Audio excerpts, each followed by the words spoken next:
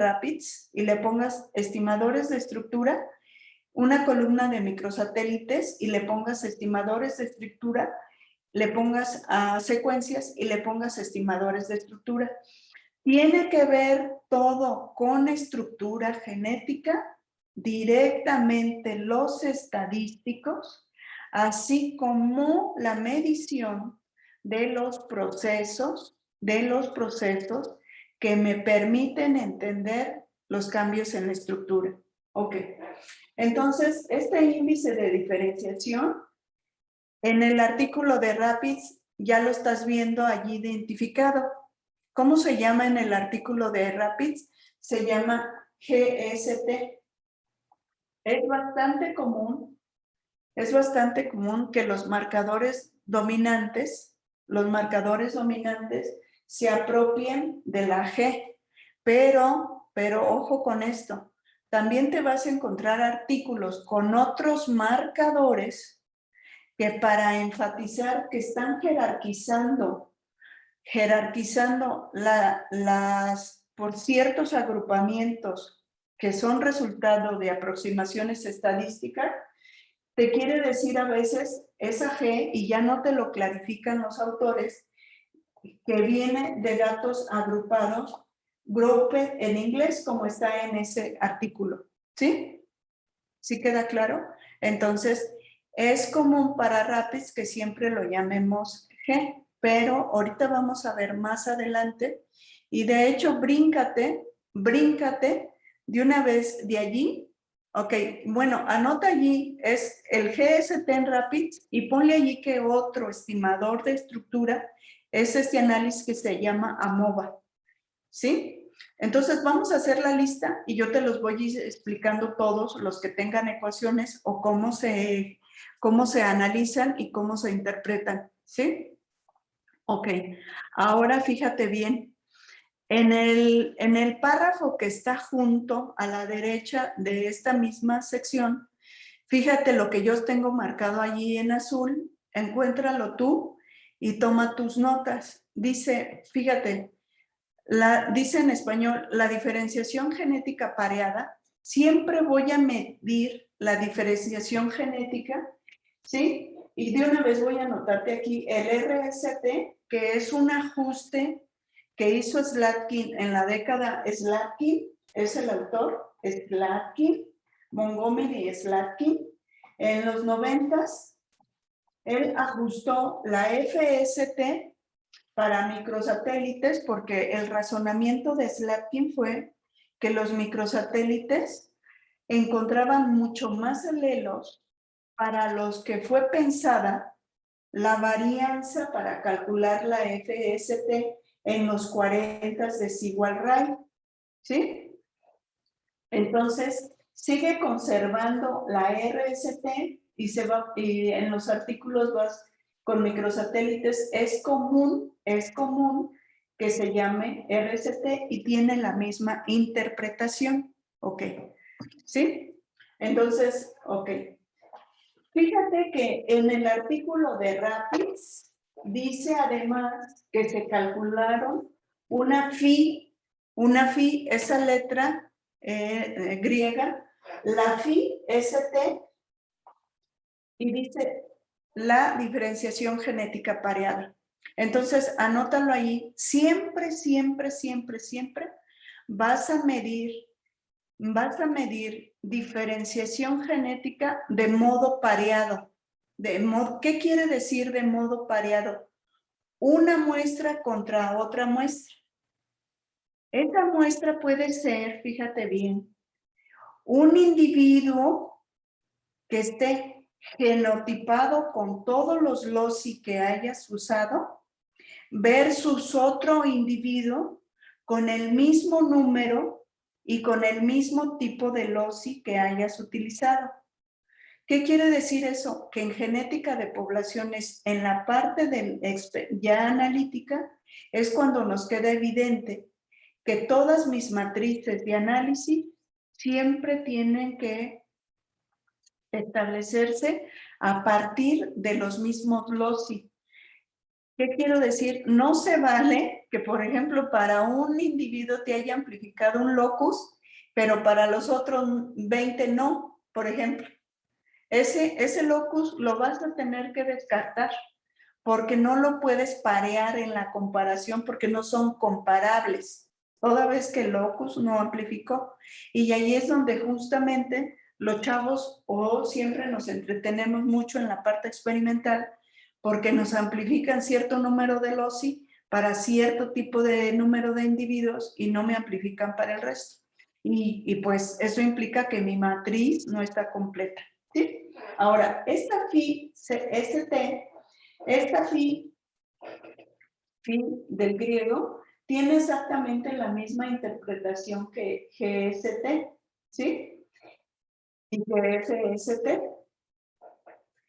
Este pareado yo lo puedo hacer entre individuos o bien, fíjate bien, puedo sacar el promedio de las diferenciaciones en los individuos de una cierta población, saco el promedio de todos los individuos de las comparaciones pareadas entre individuos de la otra población y esos promedios son los que comparo y entonces es cuando tú tienes un resultado que dice las comparaciones pareadas midieron la diferenciación entre las poblaciones, por ejemplo.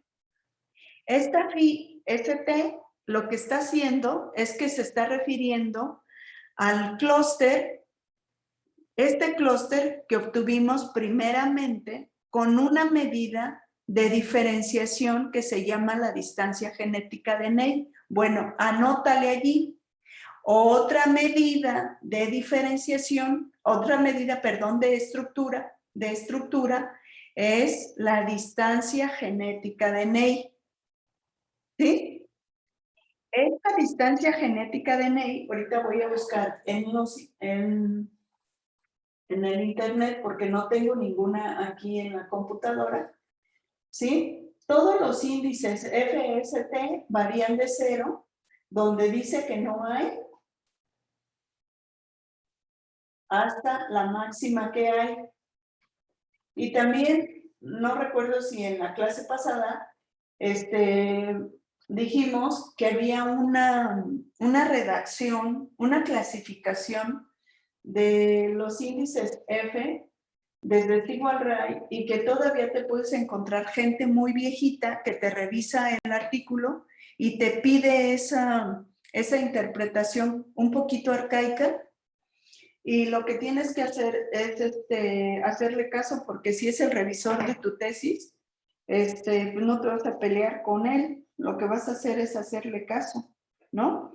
Y a mí en particular, pues no le veo sentido porque no es clara y a mí me gusta, sin lugar a dudas, un valor de P.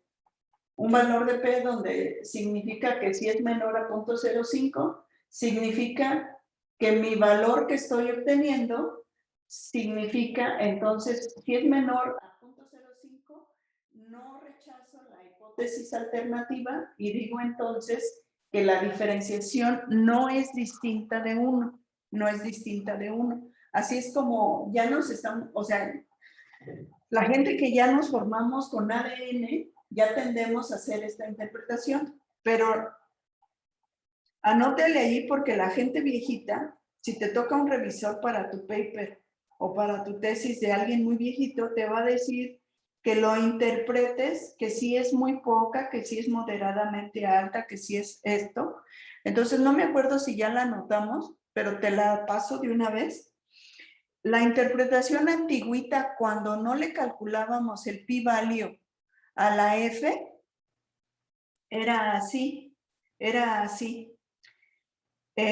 Los valores de 0 a 0.05, dice, se considera de que indican poca diferenciación genética. Poca diferenciación genética. Ok. Los valores de 0.05 hasta 0.25, por si yo te mando un problema y te digo, interpreta cómo es el nivel de diferenciación genética, tú tienes que agarrar esta. A esto me voy a estar refiriendo porque lo más probable es que no te pida un p-value asociado porque lo tenemos que sacar eso de una manera que la verdad para clase no podemos resolver las cadenas de Markov. Entonces, y si yo te digo interpreta el valor de F, a esto me voy a estar refiriendo. De 0.05 a 0.25 dice, indican niveles moderados de diversidad de diferenciación genética. Y los valores superiores mayores a 0.25 representan niveles pronunciados de diferenciación genética.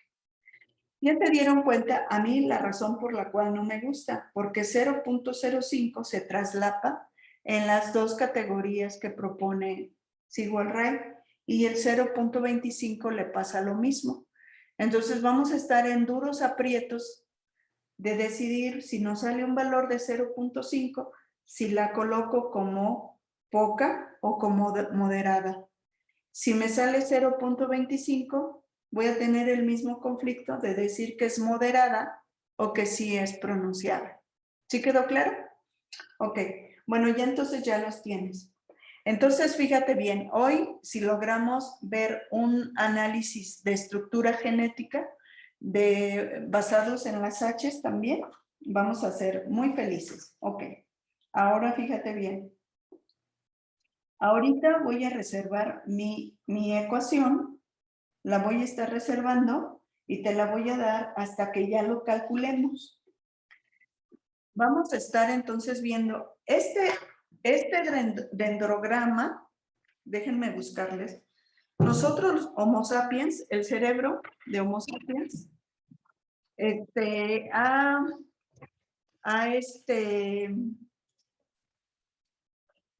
ha evolucionado genetic distance, NEI, por ejemplo, y lo que quiero ver, esta es la ecuación, ahorita la vamos a ver, y esta distancia genética de NEI,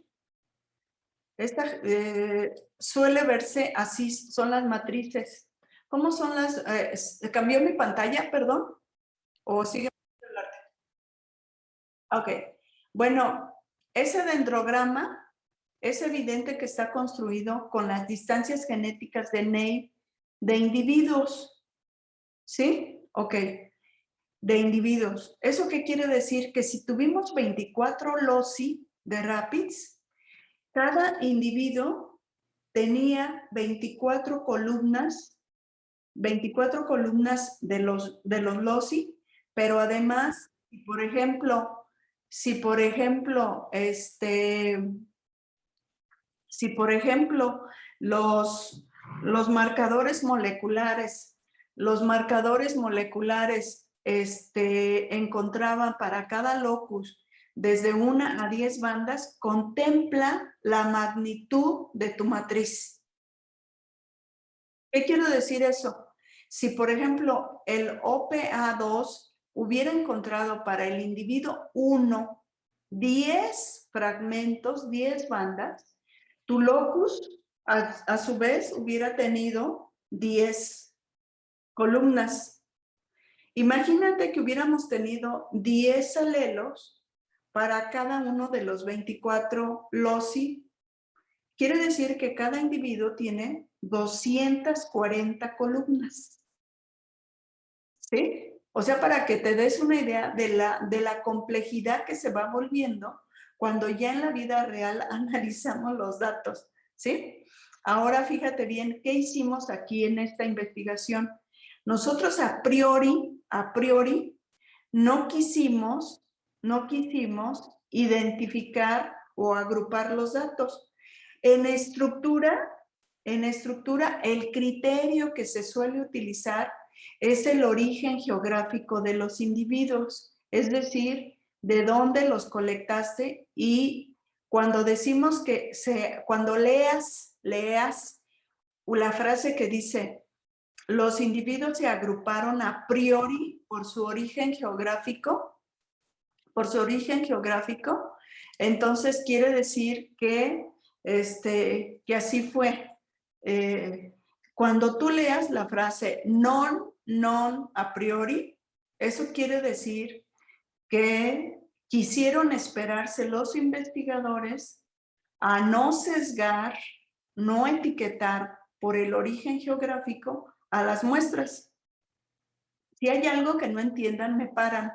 Ok, ahora, en la redacción de este artículo dice que nosotros primero, o sea que nosotros no hicimos lo siguiente. Nosotros no quisimos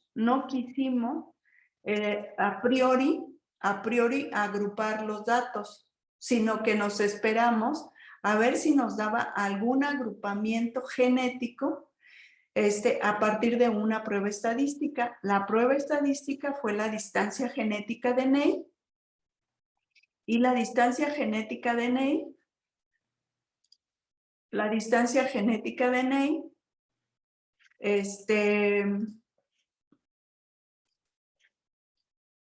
nosotros la vaciamos